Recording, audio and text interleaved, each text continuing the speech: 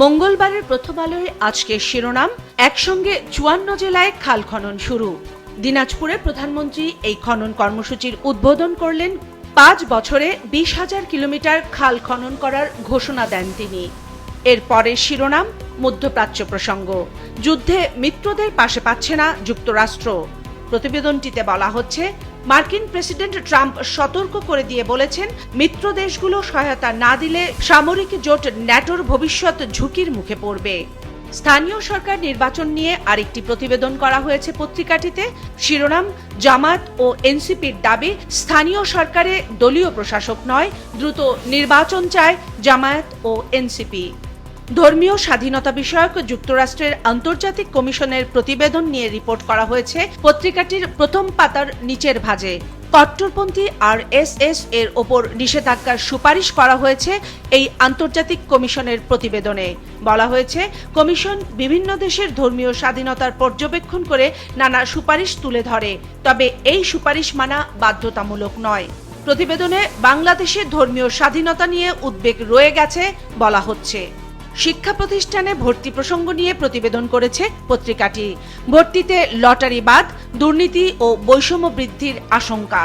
প্রতিবেদনে বলা হয়েছে, শিশুদের কঠিন প্রতিযোগিতার মুখে ফেলা কোচিং ও প্রাইভেটের দৌরাত্ম্য, ভর্তিতে দুর্নীতির কারণেই চালু হয়েছিল লটারি ব্যবস্থা, যা সামনের বছর থেকে তুলে দেওয়ার ঘোষণা দিল সরকার। পত্রিকাটির শেষের পাতায় ঈদ যাত্রা নিয়ে একটি ব্যতিক্রমী রিপোর্ট করা হয়েছে। রিপোর্টটিতে বলা হচ্ছে, ঈদ যাত্রা ঘিরে ছড়াচ্ছে এআই দিয়ে তৈরি দুর্ঘটনার ভিডিও। বিভিন্ন ভিডিও ফ্যাক্ট চেক করে এই প্রতিবেদনটি তৈরি করা হয়েছে। আরও একটি খবর এসেছে এই পাতায়। গতকাল ঘোষণা করা হলো ৯৮তম একাডেমি অ্যাওয়ার্ডস। এই রিপোর্টটির শিরোনাম করা হয়েছে, যুক্তরাষ্ট্র বিরোধী সিনেমার অস্কার জয়। দৈনিক যুগান্তরের শিরোনাম করা হয়েছে, সরকারের ১ মাস পূর্তি প্রসঙ্গ নিয়ে। শিরোনাম, প্রতিশ্রুতি বাস্তবায়নের উজ্জ্বল সূচনা। তারেক রহমান নেতৃত্বাধীন বিএনপি সরকারের ১ মাস পূর্ণ। প্রতিবেদনটিতে সাফল্য হিসেবে বলা হয়েছে, ফ্যামিলি কার্ড চালু, ধর্মীয় সেবকদের সম্মানী ভাতা, কৃষি ঋণ মৌকুফ, খাল খনন কর্মসূচি শুরু হয়েছে। ব্যতিক্রমী পদক্ষেপ হিসেবে বলা হচ্ছে, শুল্কমুক্ত গাড়ি ও সরকারি প্লট না নেয়ার নীতিগত সিদ্ধান্ত গ্রহণ এবং প্রশাসনিক গতি সঞ্চারের প্রসঙ্গটি। প্রথম পাতার নিচের ভাঁজে রাজধানীতে ঘটা কালকের একটি চাঞ্চল্যকর ঘটনার বিস্তারিত রিপোর্ট করা হয়েছে। শিরোনাম করা হয়েছে, উত্তরায় তাণ্ডব হামলা, ভাঙচুর ও লুটপাট। রিকশাচালক হত্যার গুজব ছড়িয়ে এই তাণ্ডব ঘটানো হয়। পত্রিকাটির শেষের পাতার শিরোনাম করা হয়েছে একটি অনুসন্ধানী প্রতিবেদন নিয়ে। গ্যাস লাইন ও সিলিন্ডার লিকেজ বিস্ফোরণ, মৃত্যুর মিছিল বাড়ছেই। প্রতিবেদনটিতে বলা হচ্ছে, ২০২৫ সালে সিলিন্ডার লিকেজে আগুনের ঘটনা ঘটেছে ৯২০টি, গ্যাস সরবরাহ লাইন লিকেজে ৫৬২ ও সিলিন্ডার বিস্ফোরণে অগ্নিকাণ্ড হয়েছে ১২১টি। জ্বালানি তেল প্রসঙ্গ নিয়ে একটি প্রতিবেদন এসেছে এই পাতায়। রাশিয়া থেকে ডিজেল আনার উদ্যোগ নিয়েছে সরকার। ইন্দোনেশিয়ায় ২টি জাহাজ আটকে পড়ে আছে। ইরানকে তেলের ৩ জাহাজ ছাড়তে অনুরোধ করেছে সরকার। র্যাব, এসবি সহ পুলিশের গুরুত্বপূর্ণ ইউনিটের প্রধান পদের রদবদল নিয়ে একটি প্রতিবেদন করা হয়েছে এই পাতায়। প্রতিবেদনটিতে বলা হচ্ছে, বাংলাদেশ পুলিশের গুরুত্বপূর্ণ ৩ unit, rapid action battalion RAB, অপরাধ তদন্ত বিভাগ সিআইডি ও বিশেষ শাখা এসবির নতুন প্রধান পদায়ন করা হয়েছে। সমকালের শিরোনাম, ঈদ যাত্রা প্রসঙ্গ নিয়ে। ঈদ যাত্রার ভোগান্তির মূলে ৮ মহাসড়কের ১২৯টি বাজার, বাস স্ট্যান্ড। প্রতিবেদনটিতে বলা হয়েছে, এসব কারণে গাড়ি চলাচলে ধীরগতি হবে। ঈদ যাত্রায় দেখা দিতে পারে দীর্ঘ যানজট। আইন থাকলেও কার্যকর কোনো প্রয়োগ নেই এসব ইস্যুতে, ফলে প্রায়ই ঘটছে প্রাণঘাতী দুর্ঘটনা। দ্বিতীয় শিরোনাম করা হয়েছে, ট্রাম্পের হরমুজ খোলার ডাকে সাড়া দিচ্ছে না মিত্ররা। প্রতিবেদনটিতে আরও বলা হয়েছে, যুদ্ধের ১৭তম দিনে মোট নিহত হয়েছে ২৪২১ জন। এর মধ্যে ইরানে ১৪৫০, ইসরায়েলে ১৫, যুক্তরাষ্ট্রে ১৪ জন। বিএনপিপন্থী উপাচার্য পেল ৭ বিশ্ববিদ্যালয়। এই প্রতিবেদনটিতে বলা হয়েছে, ইউজিসিতেও এসেছে নয়া চেয়ারম্যান। প্রতিবেদনটিতে বলা হয়েছে, ঢাকা, চট্টগ্রাম, খুলনা, রাজশাহী সহ দেশের প্রধান ৭টি সরকারি বিশ্ববিদ্যালয়ে নতুন উপাচার্য নিয়োগ দিয়েছে সরকার। সমকালের শেষের পাতার শিরোনাম, বিশ্ববাজারে দাম কমলেও দেশ জুড়ে বাড়ছে ভোজ্য তেলের দাম। প্রতিবেদনে বলা হয়, সরবরাহ সংকটের কথা থাকলেও চট্টগ্রাম বন্দরে খালাস হচ্ছে 7 জাহাজ ভোজ্য তেল। আজকের পত্রিকার শিরোনামেও উঠে এসেছে খাল খনন কর্মসূচির খবর। কৃষক ভালো থাকলে ভালো থাকবে দেশের মানুষ। এই শিরোনামে করা প্রতিবেদনটিতে বলা হয়েছে, মানুষের উপকার করা এবং তাদের ভাগ্যের পরিবর্তন ঘটানোই বিএনপির রাজনীতির মূল লক্ষ্য। উদ্বোধনী বক্তব্যে এমনটাই বলেছেন প্রধানমন্ত্রী তারেক রহমান।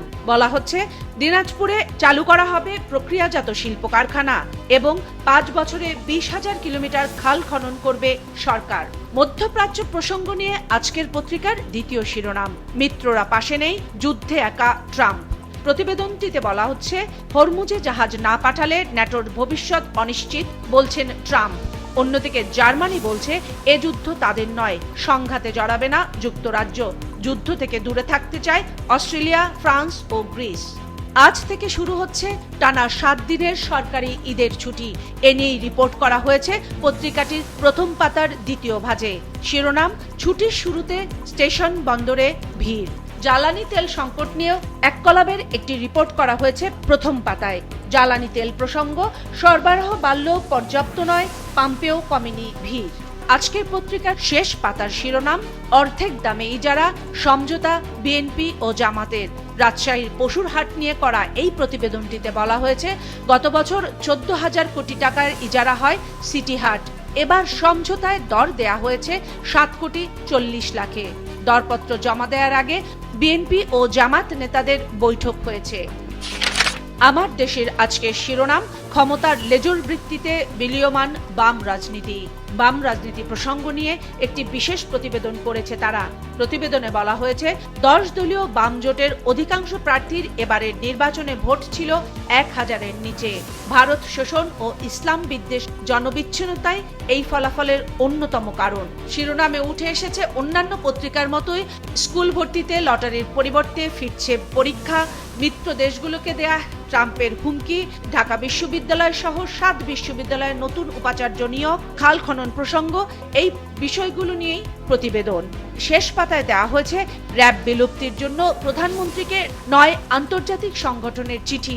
এই শিরোনামে দেওয়া প্রতিবেদনে বলা হচ্ছে, প্রধানমন্ত্রী তারেক রহমানকে র্যাপিড অ্যাকশন ব্যাটালিয়ন র্যাব বিলুপ্তির আহ্বান জানিয়ে চিঠি দিয়েছে 9টি আন্তর্জাতিক মানবাধিকার সংস্থা।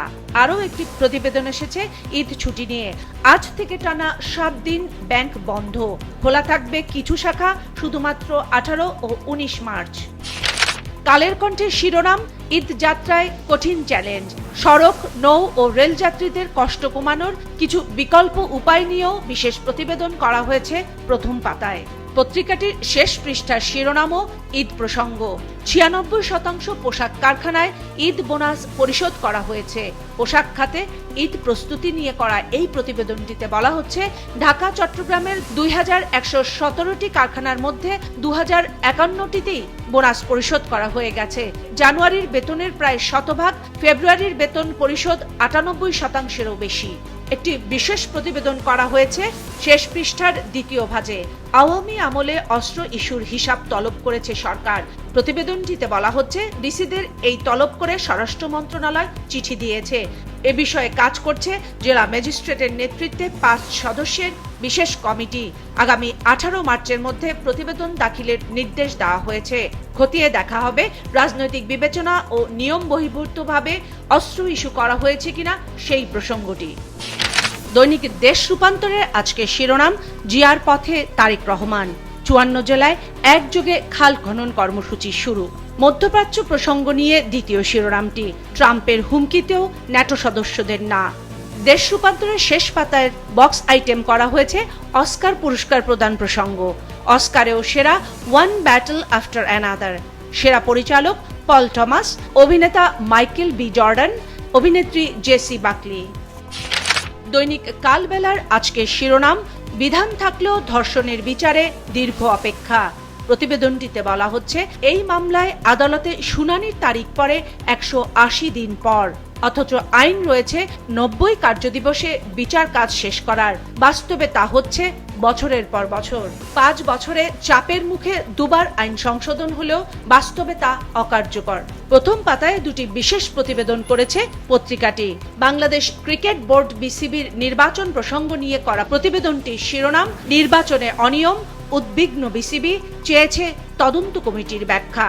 প্রতিবেদনে বলা হয়েছে, বিএনপি নেতৃত্বাধীন নতুন সরকার দায়িত্ব নেয়ার পরপরই বিসিবি নির্বাচনের অনিয়ম খুঁজতে তদন্ত কমিটি গঠন করে জাতীয় ক্রীড়া পরিষদ। ক্রীড়া পরিষদের এমন সিদ্ধান্তে উদ্বেগ প্রকাশ করে এর ব্যাখ্যা চেয়েছে বিসিবি।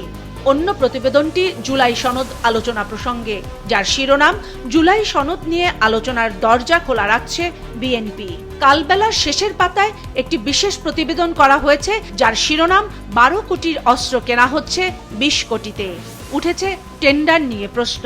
বাংলাদেশ পরমাণু শক্তি কমিশনের জিন গবেষণাগারের জন্য প্রায় 23 কোটি টাকার যন্ত্রপাতি ক্রয় প্রকল্প নিয়ে গুরুতর অনিয়মের অভিযোগ উঠেছে প্রতিবেদনটিতে বলা হচ্ছে।